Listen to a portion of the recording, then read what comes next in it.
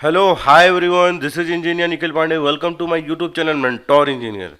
So in this video, we are going to discuss in this video about the detail about the JIPMER BSc Nursing 2020, in which we are going to discuss about the application forms, eligibility criteria, exam pattern, as well as we are going to discuss about the seat matrix and the category wise cutoff. So let's dive in. तो बच्चों JIPMER BSc nursing 2020 की counselling process के बारे में आज हम discuss करेंगे इस वीडियो में।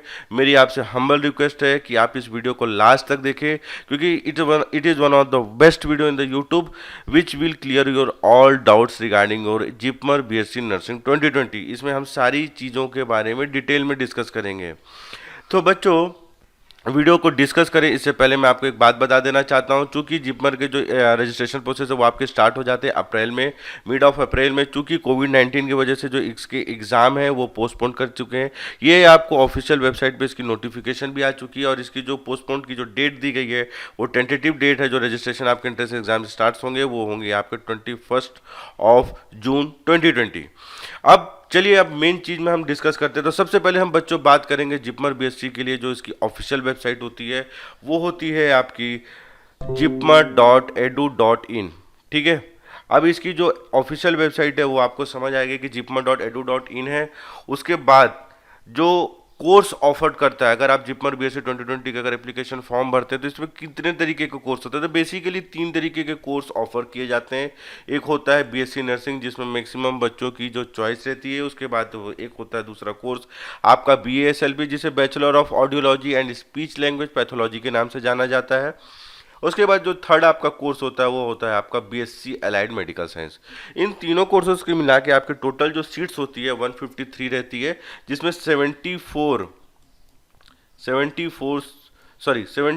सीट्स जो है आपकी रिजर्व रहती है बीएससी नर्सिंग के लिए, और 74 सीट इनके लिए रिजर्व रहती है, और 4 सीट इनके लिए रिजर्व रहती है, और टोटल आपकी जो रहती है 153 सीट्स जो है रिजर्व रहती है। किन की बात कर रहा हूँ मैं, इस टोटल कोर्सेज की बात कर रहा हूँ। ठीक है, अब देखिए इसमें अगर मैं अलाइड मेडिकल साइंस की बात करूं बच्चों, तो आप ये मान के चलिए कि इसमें जो है टोटल आपके 12 टाइप के कोर्सेज जो है ऑफर होते हैं, जिसमें से optometry, perfusion technology, radiotherapy, medical laboratory technology, anaesthesia technology, cardiac laboratory technology, dialysis technology, MLT in blood banking, medical technology, neuro technology, nuclear medicine technology, operation theatre anaesthesia technology. इस तरीके से आपके 12 कोर्सेज रहते हैं। ठीक है, अब बच्चों बात करते हैं कि क्या किसी जो जिपमर बीएससी नर्सिंग जो बच्चा देने जा रहा है, कोई कैंडिडेट एग्जाम 2020 में अपियर करने जाता है, तो what should be the eligibility criteria for the JIPMER BSc nursing 2020।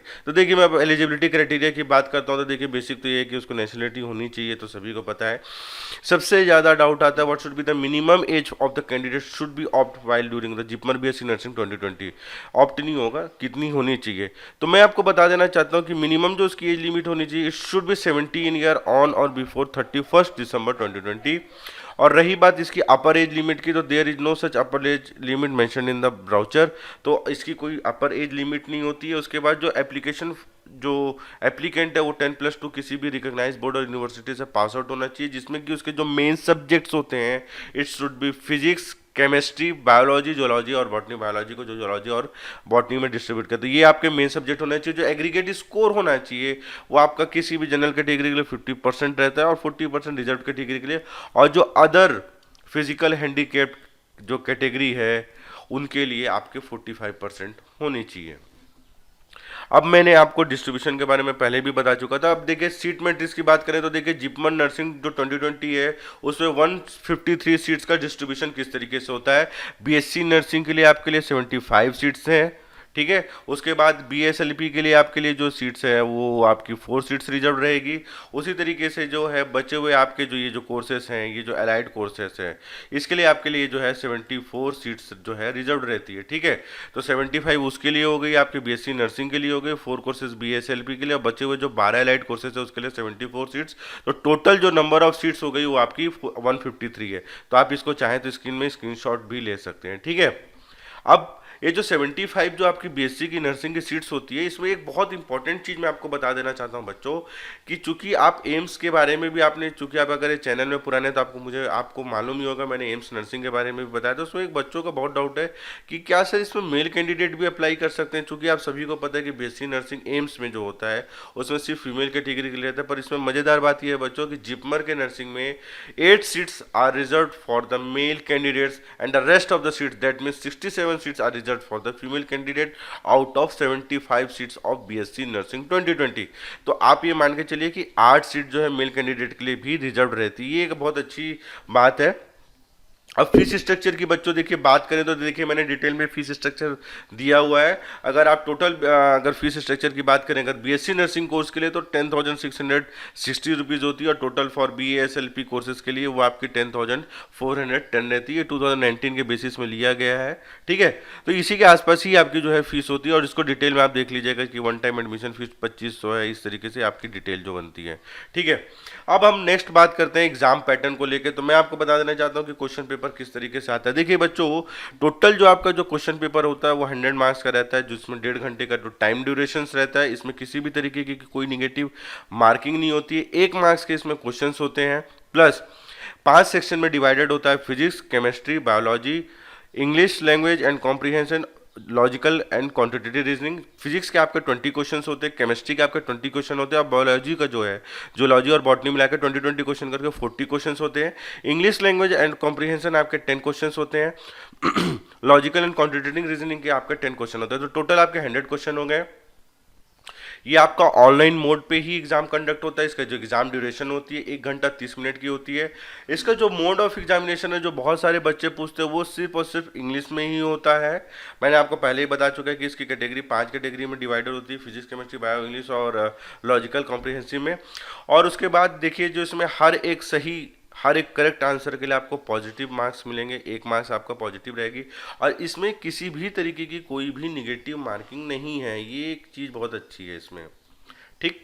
अब एप्लीकेशन फ़ीस की बात करता हूँ तो 1500 जनरल एप्लीकेशन इसकी जो फीस है जनरल ओबीसी के लिए, और ST/SC के लिए आपकी 1200 रुपये फीस रहेगी, ठीक है।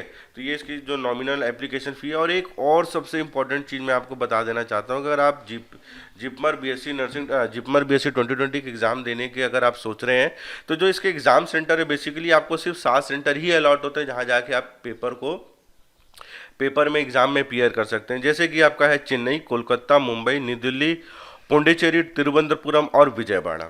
इसके अलावा आपको कहीं और नहीं मिलेगा। तो ये आप चीज़ को भी ध्यान रखिएगा।